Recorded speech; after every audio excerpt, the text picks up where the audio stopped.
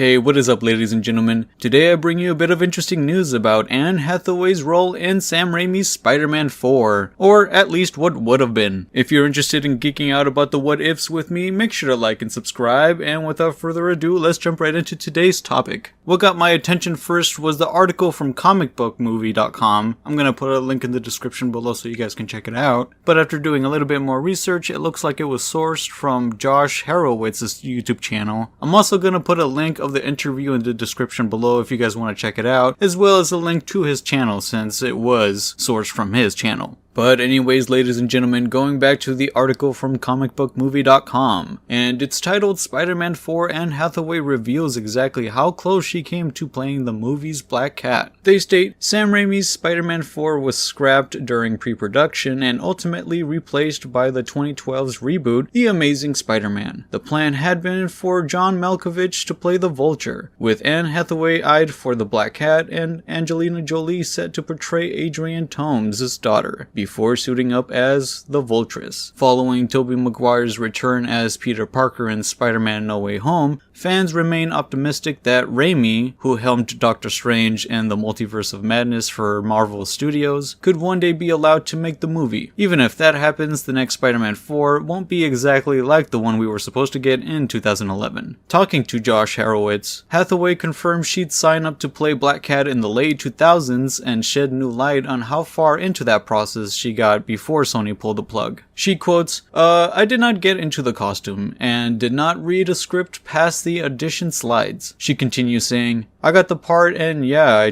I think that's more the producer's story to tell than mine, should they ever decide to tell it. She continues by saying, the Spider-Man universe has gone on to be so enormous and so thrilling. It's just reinventing itself and all of those things, so I wouldn't want to make more of it than necessary. She finishes her quote there. The article continues saying, in Spider-Man 4, Toomes was going to be portrayed as government contractor who did all the manner of dirty jobs on their behalf. The villain was going to be dubbed Vulture because he'd be known for not leaving anything but bones behind and later offed during a clash with the wall crawler. Blaming the web slinger for her father's demise, Toomes' daughter was going to follow in Adrienne's footsteps by becoming the aforementioned Vultress. As for Black Cat, we'd never really heard much about the role she'd have played in the story. The article continues by saying, last year, Spider-Man 4 storyboard artist Jeffrey Henderson said, quote, we were going to open the movie with this montage of all the villains we knew that Sam would never be able to use in Spider-Man movies. Because Peter, now that MJ's gone, he has finally made peace and he loves being Spider-Man. He's actually enjoying it. So we were going to try to do the Shocker, Mysterio, Stiltman, and that kind of stuff. Back to Hathaway, and she'd get to play the feline-themed anti-hero in 2012's The Dark Knight Rises as Catwoman.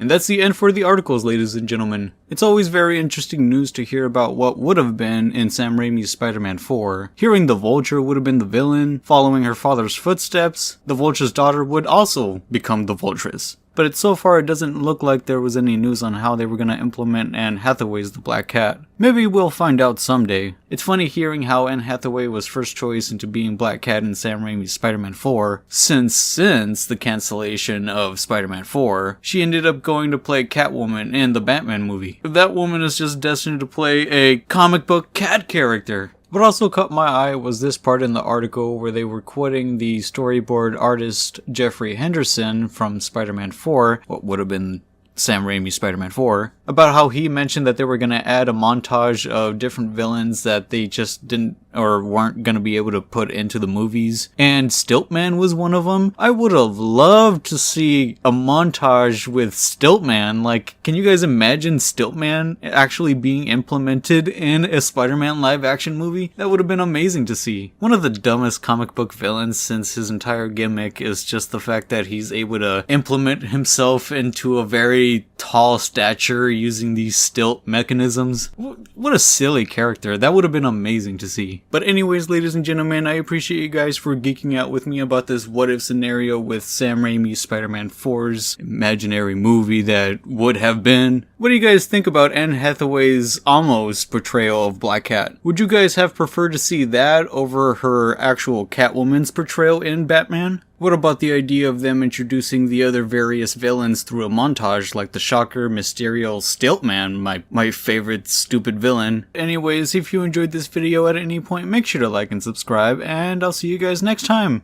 Peace.